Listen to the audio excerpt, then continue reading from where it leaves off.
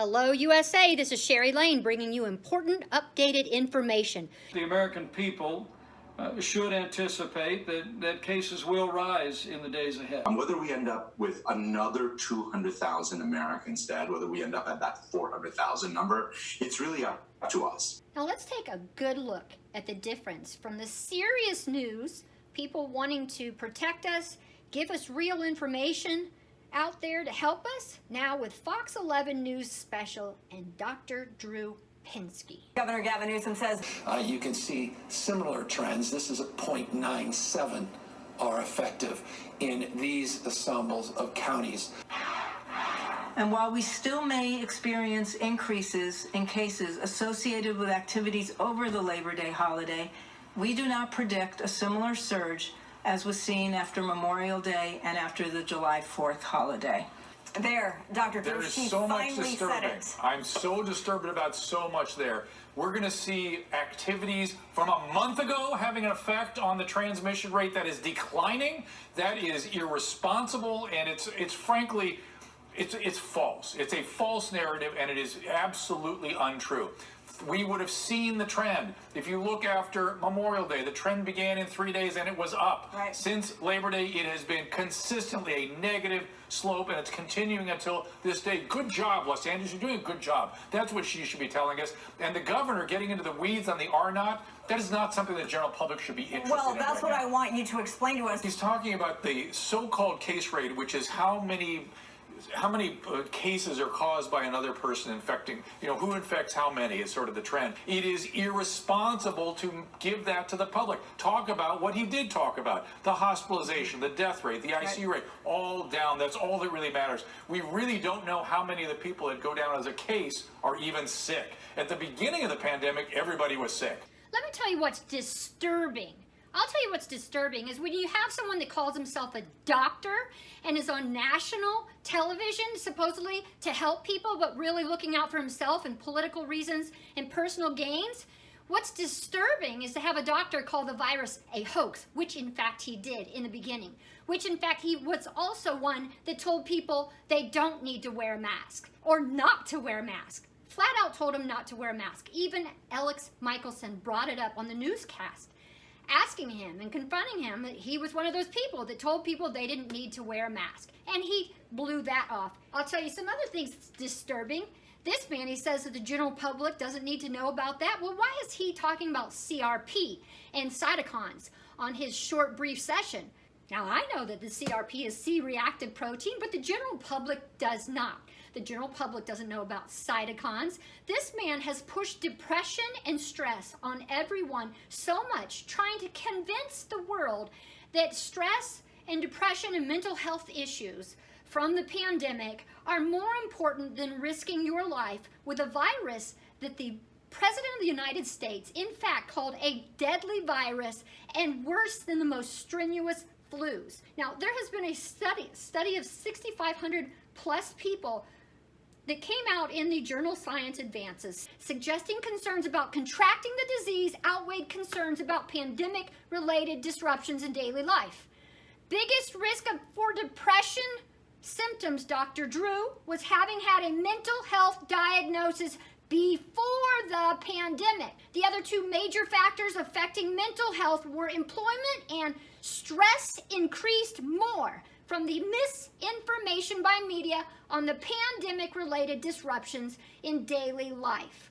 This study reported in the journal Science Advances. This man has even tried to tell people to open up the gyms and restaurants and let people eat inside due to the fires in California. So let's leave one high risk of the smoke and the dangerous quality of air outside to add on another high risk for your life by going in and eating around crowds in a restaurant. He has dismissed almost every study I've heard them bring on this station since June. All of a sudden he starts this riled up act like he's mad about everything. This is ridiculous to ridicule Governor Newsom, Mayor Garcetti, Dr. Barbara Ferrer, all the time when they are doing their job, following science, following logic to protect Los Angeles. Prevention, Dr. Drew, prevention is the key here. Everyone's not going to end up with a mental issue. Everyone's not going to end up depressed. But I tell you what, spreading some positivity, giving factual information, guiding people, telling them what they need to do to stay safe, and not giving them false information and acting like it's perfect for everyone to go out there. You're ridiculing this off of 3 days. We should have been able to judge Labor Day off of 3 days. Come on, we all know by now that it takes up to 2 weeks to even start showing symptoms. And then that day 8 through 11, once you've started showing symptoms, let's say after 2 weeks, is when people really start getting worse, if they are in fact going to be one of those unfortunate people that this is going to hit hard, possibly put them in the hospital, possibly on a ventilator, and unfortunately may even risk dying. This is so unfortunate, and you need to quit downplaying. We don't have that national contact tracing device in real time, which we need, which I put my heart, soul, money, filed for a patent pending large-scale contact tracing device on June 5th. After sending out the information to several doctors encouraging me to continue with this, I sent it out on April 28th. Now we're going into October, and we have you knocking everything down, knocking the scientists, knocking Fauci. You're not a scientist. These people that are in charge of Los Angeles, they are following the scientists. They are following the logic. And I've said since day one, unfortunately, this is survival of the fittest or the smartest or the luckiest. And I don't know about you, but we certainly don't want to gamble with our lives. Now, because you're a doctor, we know that you get the N95 mask. In fact, you said we shouldn't shame people on not wearing a mask. Really? Why not? You shamed your son on national television for wearing his N95 mask that Daddy, I'm sure, got him.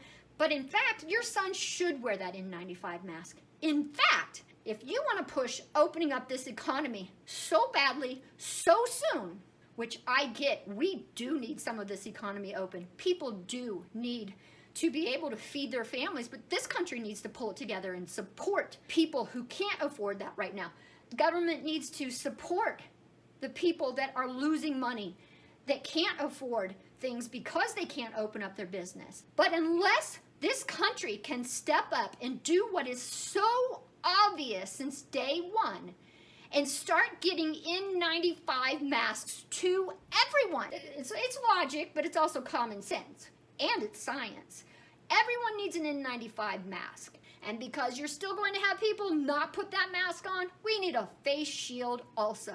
Every single person. I get the frontline people, they need those masks. They need the N95. But have you ever thought about the fact that if we have an N95, like South Korea and China did, we're not going to have all these hospitalizations. We're not going to be putting the frontline people at risk. We're not going to overcrowd the hospitals. And yes, we have the flu season coming up. So what a perfect time. So instead of hoarding the N95s and stocking up for the fall, which they've been doing for quite some time, we could have been getting those out to all of the Americans to stop this, get it under control, having those businesses that must be open, and those frontline workers, including the grocery stores, the deliveries, the people that pick up our trash, the UPS, FedEx, Postal Service, everyone. These people need an N95 mask and face shield. Then next would be obviously the people that are sick, so they stop spreading it and stop spreading it in their household. That household needs N95 masks. People need to just briefly tell them how to keep it clean if they can only have one at first. You need to open it up on Amazon. Stop blocking the Newsom FDA approved, the National Institute of Occupational Safety and Health, and the FDA approved masks that we need so that we have the fluid resistant mask. People need this. You want to open up the economy? It's like putting us out there in war. They called this the war against an invisible enemy. Okay, so you put Americans out there with no armor and you've taken away our weapons. Allow us to purchase the weapons, the armor, so we can fight this too, because if you fight it on both ends of the spectrum, guess what?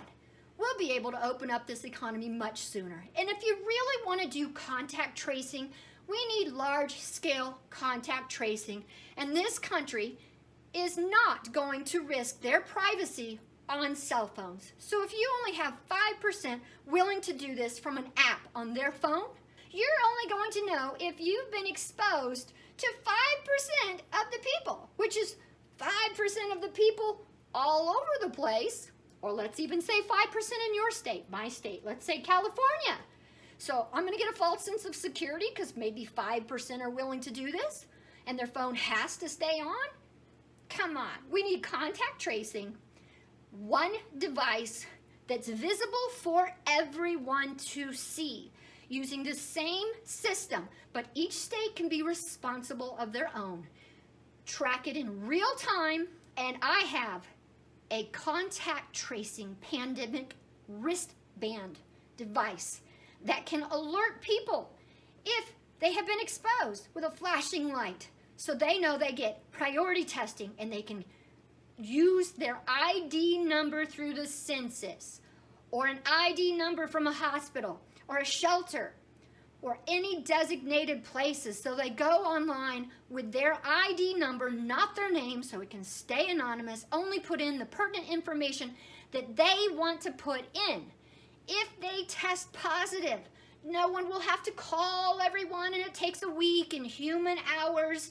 That by the time a week goes by, it's too late. They've already infected too many people. If they've been exposed, each state can be responsible of those exposed in that state, send out the signal, and that light is on red. Has anyone thought about a passport after all of this is done? After there's a vaccine, I shouldn't even say done, because once there is a vaccine, the studies are showing 60-some% are willing to get the vaccine. Well, there's going to be so much hate and crime and violence going on, because how are we going to know who should wear a mask and who shouldn't wear a mask? But you know what? If we had contact tracing right now where everybody had the same wristband that locks like a hospital band, and you know what? They can't go in a store if they don't have it on. They can't go here if they don't have it on. They can't. They're encouraged this way that they need to wear it. But if they get that vaccine, then their light is green. They have a passport. They can get in anywhere, no problems. Don't have to wear a mask. We need to start this now. We need to start prevention. We need to tell people how to stay safe. They're not going to panic if you give them the real information. But what's causing panic? I wouldn't even say panic. Only you, Dr. Drew, are calling it panic, which there's an obvious sign right there, downplaying all of this for everyone on his political reasons and personal gains. But we need to inform people. We need to give them the proper gear or allow them to purchase the proper gear. You need to explain all the ways that this can be transmitted. We need contact tracing that does not discriminate, that does not risk privacy. And you know what? If we open up salons and everyone's got an N95 mask and it's mandatory, people can actually see that wristband. Is it flashing, meaning that they need to get in for priority testing? Is it red, which means they're supposed to be quarantining? It works both ways. All these studies on the masks are only testing for your mask protecting others. Let's start showing some studies on masks protecting us with the particles going into our masks. We need to start talking about this both ways in businesses. A person that's going in to get their hair done, they can see if the person working at the salon, if their lights are off, they can have some comfort. They still need to keep that mask on. We need this comfort back and forth, both sides, not just one direction. We don't have the N95 mask, and you're insisting that they should feel safe? Did you not see all the other news out there? Have you not heard what our president has said about this virus that is deadly? Come on. Now, parents, they actually have to worry that they might get sick and won't have anyone to take care of their kids. Or even worse, their kids won't have any parents. So it's not called panic when parents are trying to be smart, trying to be responsible, and you keep downplaying this and everybody giving all this mixed information. It's just got to stop. People can handle it, but not when you don't give them the right tools to protect themselves and keep their families safe. This country is so divided, and all we care about right now is the election. There are real scientists, real doctors out there trying to help people. Dr. Fauci is trying to help people. The CDC, Dr. Robert Redfield, all of these people are trying to help people. You need to stop getting in their way. Okay, America, I hope you found that helpful. If you did, please click like, share, and subscribe. And for more information, updates, and information on contact tracing, please visit my channel at Sherry, S-H-A-R-I, Lane, L-A-Y-N-E, MS, Healthcare Prevention.